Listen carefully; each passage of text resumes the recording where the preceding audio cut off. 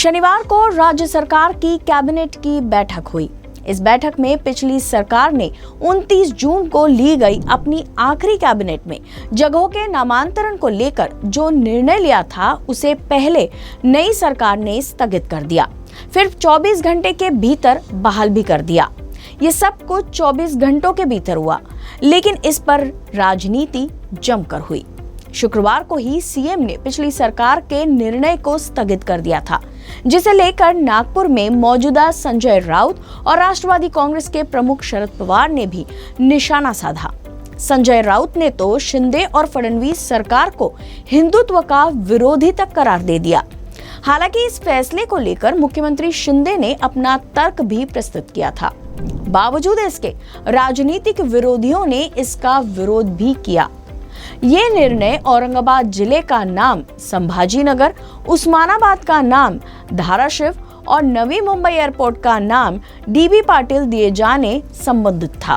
अब इस निर्णय को लेकर नई सरकार ने क्या प्रक्रिया अपनाई और किस नियम की दलील दी? महाविकास आघाड़ी सरकार ने 29 जून को ली गई अपनी अंतिम कैबिनेट की बैठक में इन जगहों को लेकर निर्णय लिए थे।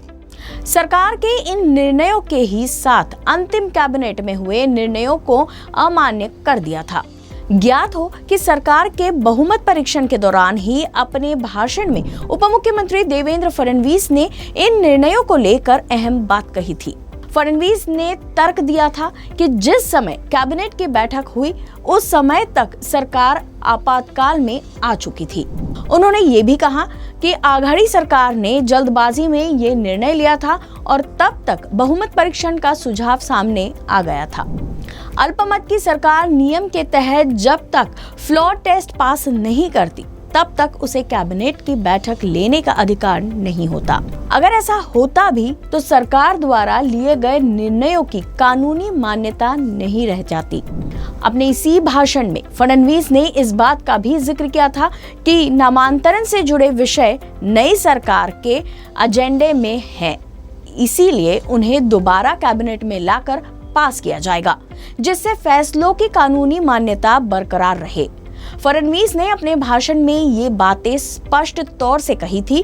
बावजूद इसके इस फैसले को लेकर विपक्ष, खास तौर से शिवसेना की आक्रामक भूमिका सामने आई है और इसे लाने वाले संजय राउत थे, जिन्होंने उपमुख्यमंत्री के शहर से भाजपा के हिंदुत्व को ललकारा था। शनिवार को हुई कैबिनेट की बैठक में MMRDA को 60,000 करोड़ रुपए का कर्ज लेने की मान्यता प्रदान की गई।